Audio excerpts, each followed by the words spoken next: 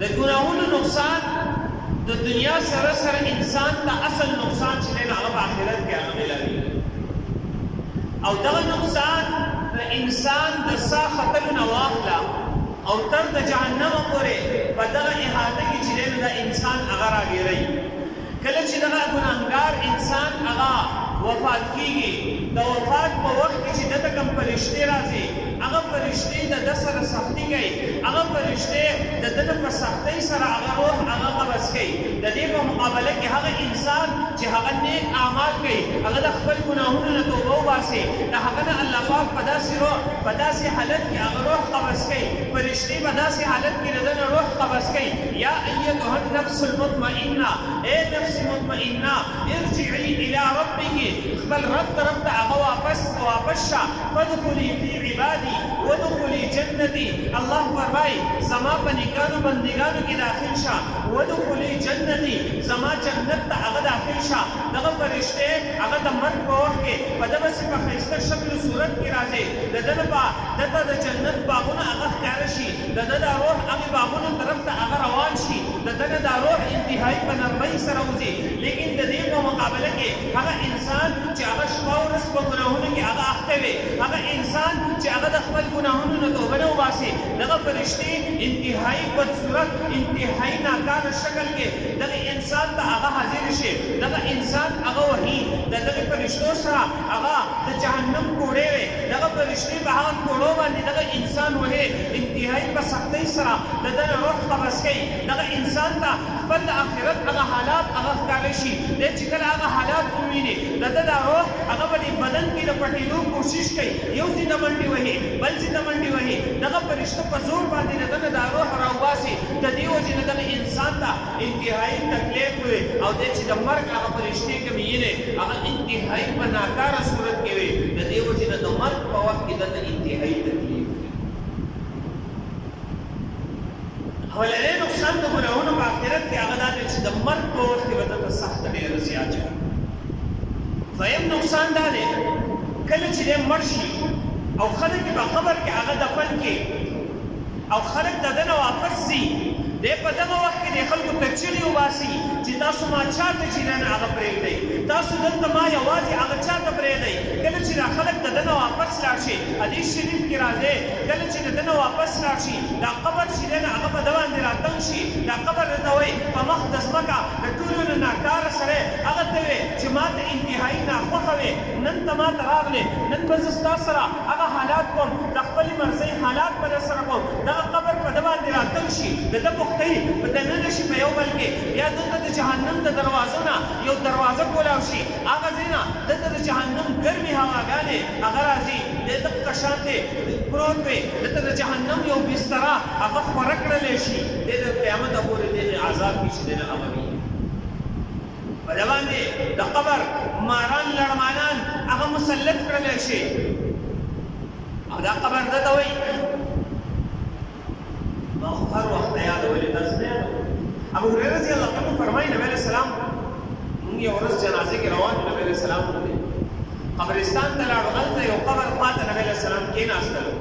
او نبی علیہ السلام ارشاد فرمایو دا قبر دی انسان ته روزانه आवाज کوي دا قبر دی انسان ته روزانه आवाज کوي اے انسانا کله چې ته مال راځي نو ځان سره راوړه زه د تیارو کور یم اے انسان زه د ناشنایۍ کور یم اے انسانه زه د یړې کور یم اے انسانه کله چې ته راځې د ځان سره هغه تیاری وکړه تیار راشه روزانه دا قبر دی انسان ته هغه आवाज کوي کله چې دا انسان په دې کې دفن کړی شي که نیک وي نو دا قبر ورته وایي په مخ د ځمکه په ټولو خلکو کې ما ته خوښ کس چې دی نه هغه ته وي نن به ته زما ښه سلوک وي که دا سړی بد وي دا قبر ورته وایي په مخ د ځمکه ما ته د ټولو نه زیات ناخوښه هغه ته وي نن به ته زما حالات ووینې نن به ته زما سلوک ووینې چې زه ستا سره څه سلوک کوم دویم نقصان دا دی چې قبر قبر کې به قسمه قسم عذابونه هغه د وخت تېروي قسمه قسم عذابونه هغه د انتظار کوي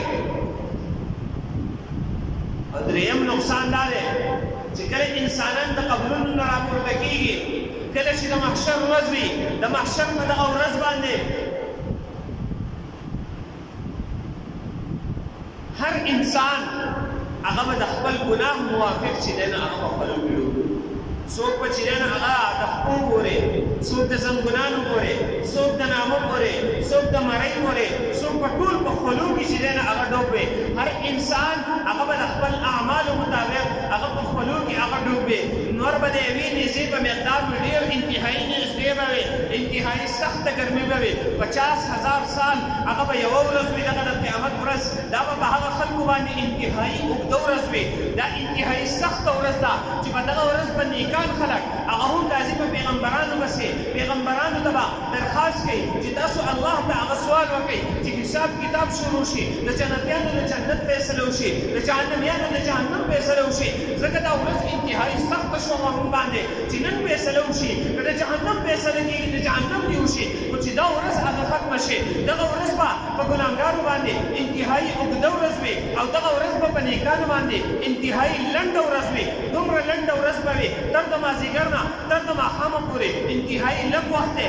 دغه وخت چې دی نو هغه د نیکانو ته به داسې ښکارېږي چې د قیامت ورځ د مازدیګر نه د ماښامه پورې ټایم و لیکن په ګناهګارو باندې 50,000 سال د دنیا هغه دغه یوه ورځ به چې دی نو هغه وي انتهایي د سختۍ ورځ ده خلک به آدم علیه السلام پسې راشي خپل رب نه دعا وکړه چې حساب کتاب شروع شي آدم علیه السلام انکار وکړي نن رب په جلال کې دی زه د هغه نه دا دعا نشم کولی خلک به په موسی علیه السلام پسې راشي په نوح علیه السلام پسې به راشي خلک به په ډېرو پیغمبرانو پسې راشي ابراهیم علیه السلام پسې به لاړ شي هغوی ته به وایي درخواست وکړئ چې د رب نه سوال وکړه چې نن حساب کتاب هغه شروع شي خلک به پیغمبران به انکار وکړي نن رب په جلال کې دی نن موږ د رب نه دا دعا نشو کولی خلک به نبی علیه السلام پسې راشي نبی علیه السلام به خپل رب ته هغه سجده وکړي د رب به هغه صفات بیان کړي چې هغه به هېڅ چا په دنیا کې نه بیان کړی په هغه صفاتو به سره د خپل رب نه هغه دعا کوي یا به الله پاک هغه خپل محبوب ته وایي ای محمد سر چې دی نو هغه اوچت کړه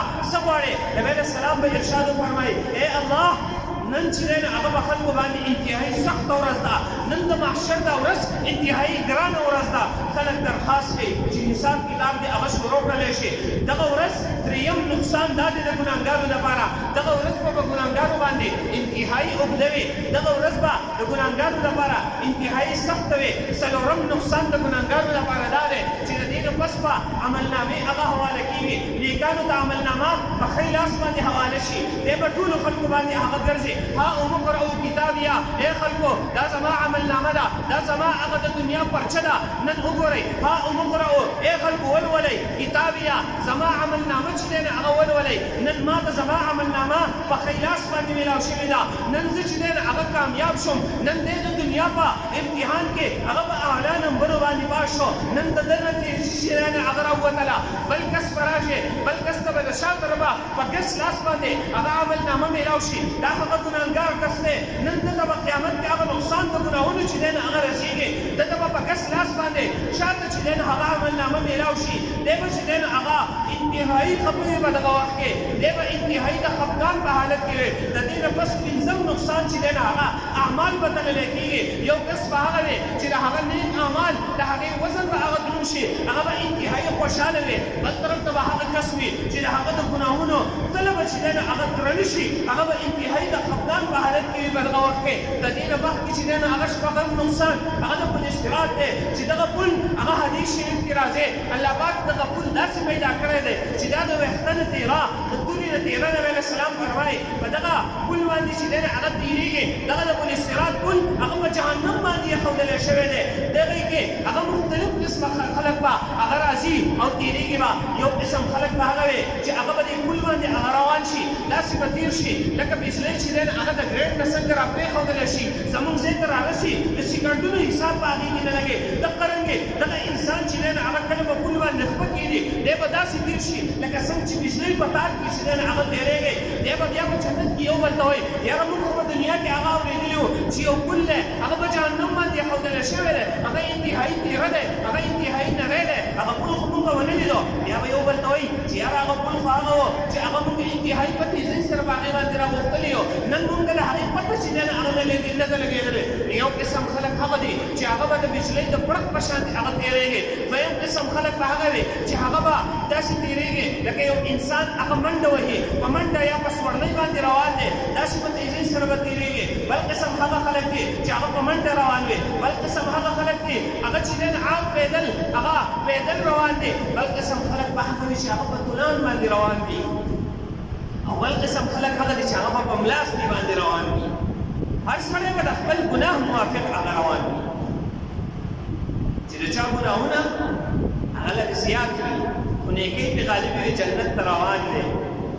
او ګناهونه یې هم زیات دي، دی به په تولان او په ملاستي باندې روان وي، خو به هر حال جنت ته به ورسي. لیکن هغه ګناهګار چې د هغو ګناهونه سیوا وي دا نقصان انتهایی زیات. د دنیا نقصان خو به بیا هم بهرحال ختم چې کوم نقصانات چې ذکر شول، خو دا نقصان داسې نقصان دی چې د چا ګناهونه زیات وي هغه به د دې کل نه ښکته وګرځي، جهنم ته به راشي. دا نقصان ډېر لوی نقصان دی چې انسان د دې کل نه ښکته راتاو شي او جهنم ته چې دی نه هغه لاړ شي. دا به د ټولو نقصانونو باندې اوچت نقصان دی. ښکته به راتاو شي ګناهګار خلک، د دې نه پس بیا د ده لپاره د جهنم هغه سختۍ دي، هغه جهنم د هغې سختۍ دی. جبریل علیه السلام نبی علیه السلام ته راځي، تا ته پته ده الله پاک زر کاله د جهنم اور بل کو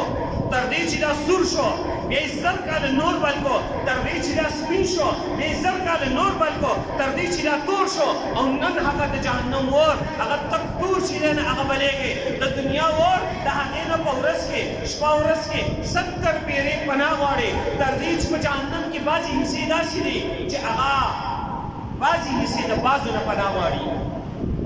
او الله پاک نه دعا کوي ای الله زمونږ بعضې حصه وخوړه، دومره سختې حصې دي په هغه جهنم کې، تک تور بلیږي د جهنم اور. حدیث شریف کې راځي نبی علیه السلام فرمایي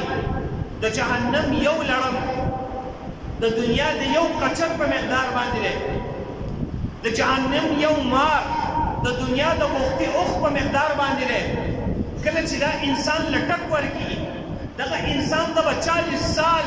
د دې د وجې نه هغه تکلیف رسېږي. که چېرې یو ټوکی دا په ځمکه باندې ووهي، په ځمکه باندې به هېڅ یو شین بوټی هغه ونه زرغونېږي. جبریل علیه السلام نبی علیه السلام ته راځي، وایي ای د الله رسوله تا ته دې پته وي که د جهنم په دغه جهنم کې لږ سورې هغه الله پاک پیدا کړو، دنیا ته د هغې ګرمایش راغی، څوک به په دنیا کې هغه ژوند تېر نه کړي. که د جهنم دا روغه فرشته چې هغه فرشتې چې په هغې باندې د جهنم اور اثر نه کوي، که هغه دنیا ته راغلي هغه دومره بد شکله دی، هغه دومره ناکاره شکل والا دی چې ټول انسانان به د هغې د هیبت د وجې نه هغه مړه شي، دومره به یره په هغوی باندې چې نن هغه راشي.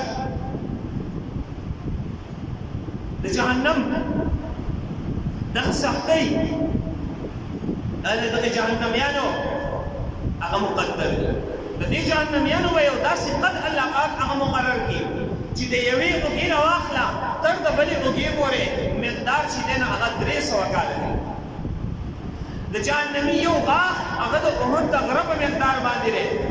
د جهنمي کېناستل دومره ځای به نشي لکه د مکې نه د مدینې پورې څومره ځای دی، دا 300 کیلومتر لار ده. په دې په دومره ځای کې به صرف هغه کښېني، او انتهایي ډبله چمړه دا د ده نه الله پاک هغه شکل و صورت د انسانیت هغه واخلي. ځکه الله پاک فرمایي لقد خلقنا الانسان فی احسن تقویم، ما انسان په ښایسته شکل و صورت کې پیدا کړی. الله پاک ډېر مخلوقات پیدا کړي، په ټولو مخلوقاتو کې تر دې چې فرشتې هم پیدا کړي، فرشتې هم الله پاک هغه پیدا کړي. په دې فرشتو کې دا ټول فرشتو او څومره مخلوقات چې دي په دې ټولو کې د ټولو نه ښایسته الله پاک هغه انسان پیدا کړی. دا یو خارجي واقعه ده، تاسو سره د انسان په باره کې عرض کوم. امام ابو یوسف رحمه الله ته یو فیصله راکړه. فیصله دا وه هارون رشید بادشاه د خپلې ښځې له طلاق ورکړی و، په داسې صورت کې چې دی ورځ ناست دی او ښځې په کوټه باندې ناست دي، سپوږمۍ وه، او هارون رشید بادشاه سپوږمۍ ته ګوري او د خپلې ښځې ته وایي چې ته د دې سپوږمۍ نه ښایسته یې. که بالفرض ته د دې سپوږمۍ نه ښایسته نه وې نو ته په ما باندې طلاق یې. نو د هغه د بادشاهۍ چې څومره علما او هغې راغونډ کړه هغونه مسله وتپوسله نو ټول ویل چې یاره دا ښځه خو طلاقه ده ځکه سپوږمۍ الله پاک انتهایي ښایسته پیدا کړه. امام صاحب شاګرد امام ابو یوسف رحمه الله هغې راوغوښت. هغې چا ورته ویل چې د امام صاحب شاګرد موجود دی او امام صاحب به مسلې حل کولې، لهذا د هغه شاګرد هغه به هم انتهایي زده کړی، د هغه شاګرد راوغواړي. امام یوسف رحمه الله چې کله راوغوښتلی شو د هغه نه یې مسله تپوس کړه. ټول علما ناست امام یوسف رحمه الله فرمایي طلاق نه دی واقع شوی. ټول علما هغه ته ګوري څنګه طلاق نه دی شوی، انسان نه خو سپوږمۍ ښایسته ده. نو هغه ورته جواب ورکوي نه، الله پاک په قرآن مجید کې فرمایي لقد خلقنا الانسان فی احسن تقویم. لقد دا د قسم دپاره راځي، الله پاک قسم خوړلی دی چې موږ انسان په ښایسته شکل صورت کې پیدا کړی. لهذا الله پاک یې قسم خوړلی دی چې قسم یې پرې وخوړل د سپوږمۍ نه هم ښایسته شو، بلکې د الله پاک د ټول مخلوقاتو نه ښایسته شو انسان. لهذا قسم وځای دی او طلاق باندې دی. هارون رشید بادشاه چې کله دا واورېدل نو هغه دپاره اډر راووست، دی زما د بادشاهۍ قاضي القضات دی، دی زما د بادشاهۍ قاضي القضات دی. بهرحال قسم دې دا ډېره اوږده واقعه ده، خوندوره. الله پاک انسان په ښایسته شکل صورت کې پیدا کړی، خو جهنمي ته به الله پاک داسې قد ورکړي، داسې یو جسم به ورته ورکړي چې د انسان دا ښایستهوالی به ترې ختم شي. دا به الله پاک څه کوي؟ دا به الله پاک واخلي، دا به الله پاک هغه ختم. او دا به چې کله عذاب ورکولی کېږي نو د دې غټوالي د وجې نه به ته تکلیف زیات راشي. او بیا چې کله د ده لا چمړه وسوځي ده ته به الله پاک بله چمړه چې دی نو هغه واغوستی او ده ته به چې دی په هغې کې تکلیف. بیا چې کله هغه وسوځي بله به ورته واغوستی، داسې چې دی نو هغه چمړې به ورته بدلېږي او ده ته به تکلیف چې دی نو هغه زیاتېږي. نو د ګناهونو د ټولو نه لوی نقصانات د آخرت نقصانات او دغه د جهنم هغه سخت دي. دی به دغه جهنم کې هغه فروت وي، په دې کې به دی تږی شي، دی به د خپل رب نه هغه دعاګانې کوي چې اوبه ده ته به داسې اوبه پیش کړلی شي چې دا جهنمیان کله سوځي د ده د دې جسم نه به وینه بهیږي، نوونه به بهیږي، دا ځي جمع کېږي او کنده ده یو وادي ده په جهنم کې هغې ته جمع کېږي. کله چې دی اوبه وغواړي د هغې نه به ورته جامونه هغه راوړلی شي، هغه به دومره خوږ کېږي، هغه به دومره ګرم وي چې د ده دا لاندې شونډه کله چې دی جام هغه خولې ته نږدې کړي لاندې شونډه هغه به نامه ته ورسي، بره شونډه به بره لاړه شي، دی به بیا هم دومره تندې راغستی، دی به بیا هم هغه وڅکي، د هغې نه انتهایي ناکاره بدبویي خېږي، دی به بیا هم هغه وڅکي. کله چې دی وڅکي د ده کلمې دننه چې څومره هغه څه دي هغه ټول به هغه ټوکړې ټوکړېږي، لاندې به له دنه هغه وبهیږي، دی به بیا وږی شي، ده ته به خوراک هغه د زغم ورکړلی شي، هغه کانټیدار هغه سختترین هغه بدبویه خوراک هغه به ده ته ورکړلی شي چې د ده ولږه به په هغې باندې نه ختمېږي. دی به بیا خپل رب ته دی به بیا مالک ته اواز کوي. مالک هغه فرشته ده چې هغه په جهنم باندې مشره فرشته ده، هغه جهنم هغه مالک ته به اواز کوي ویا مالکو ای مالکه خپل رب نه هغه دعا وکړه چې الله پاک زموږ نه دا عذاب هغه په څه درجه کې هغه کم کړي. 100 کاله به ورته مالک هغه جواب نه ورکوي، 100 کاله بس به ورته مالک جواب ورکوي زه چې دی نه هغه ستاسو هېڅ مدد نه شم کولی، تاسو چې دی نه د الله پاک نه دعا وکړئ، بیا به دې د الله نه هغه دعا کوي، 100 کاله به دې بیا الله ته هغه دعا کوي، 100 کاله به الله دې ته جواب نه ورکوي، 100 کاله بس به دې ته الله جواب ورکوي. جواب به هغه دی اخسئوا ولا تکلمون، ولې شئ زما سره چې دی نه هغه خبرې مه کوئ، تاسو به په جهنم کې هغه همیشه وئ. دنیا کې چې دی نه هغه تاسو ته ما خپل پیغام درلېږلی، دنیا کې ما ستاسو سره خبرې کول غوښتل، دنیا کې ما تاسو ته د خپل پیغمبر په ژبه باندې ارشاد فرمایلی و چې څوک لمونځ کوي دا زما سره خبرې دی، زما کلام زما خبرې زما کتاب قرآن مجید مې تاسو ته درلېږلی و، تاسو د هغې نه هغه اعراض کړی و، تاسو په هغې باندې ځان نه ووهه کړی، تاسو چې دی نه هغه تلاوت کړی نه و، تاسو په هغې ځان نه ووهه کړی، تاسو په هغې باندې عمل نه و کړی. اخسئوا ولې شئ زما نه ولا تکلمون، زما سره چې دی نه هغه خبرې نه مه کوئ. 100 کاله بس به ورته الله پاک جواب نه ورکړي. د هغې نه بس احسا دا د سپي لپاره استعمالېږي چې سپي ته خلک وایي کولی شي، دا به د دغه جهنمیان لپاره الله استعمالېږي. کولی شي ما سره خبرې مه کوئ، که موږ چې خبر وو هغه وخت کې تاسو ما خبرو ته اور نه خو ما خپل خبرې کلام قرآن مجید علما فرمایي دا قرآن مجید دا الله کلام دی خبرې ما تاسو خپل خبرې درلېږلې تاسو چې ډېر باندې باندې عمل وکړو او عمل خاص سره کې ځان به اول کوو تاسو به ځان نه کوو تاسو به ځان ته کول کوشش نه کوو علما خو تاسو ته بیانول علما خو خپل ډیوټي ادا کړې ده هغوی کې شپه ورځ یو کړی وو هغو خو تاسو ته زما کتاب هغه بیانوه لیکن تاسو ورته غوږ نه ایښودو تاسو یې زموږ سره ټایم نشته دی هغه ټایم ستاسو سره نه و تاسو به ځان نه دی پوهه کړی تاسو به عمل نه دی کړی نن زما سره خبرې که مونږ ځان د ګناهونو نه بچ نه کړو یا د انساني تقاضې مطابق زمونږ نه یو ګناه وشي او مونږ توبه ولې ویستله یا دغه ځای زمونږ هغه دی دغه ځای الله د ګناهګارو لپاره هغه جوړ کړی دی او بیا چې کله هغه مسلمانان چې هغه ګناهونه کړي جهنم ته تللي هغه د جهنم اور هغه ورسېږي د جهنم نه راوځي جنت ته لاړ شي او هغه خلک په جهنم کې پاتې شي چې هغه همیشه همیشه وي او جنتیان په جنت کې په دغه وخت کې چې د جنت او د جهنم په منځ کې به یو ګډ راوستلی شي دغه ګډ هغه به د مرګ هغه فرشته وي هغه مرګ هغه به راوستلی شي د ګډ په صورت کې او هغه به ذبح کړلی شي او اعلان به وشي د نن نه پس چې دی نه هغه مرګ نشته دی د نن نه پس هغه مرګ ختم په دغه وخت کې مرګ وی جنتیان به هغه خوشحالۍ نه وړو که مرګ وی جهنمیان به د انتهایي غم د وجې نه چې دی نه هغه مړه وو چې نن چې دی نه هغه مرګ نشته دی نن چې دی نه هغه مونږه په دې جهنم کې به همیشه شي دغه سخته هغه بیا لویه سخته ده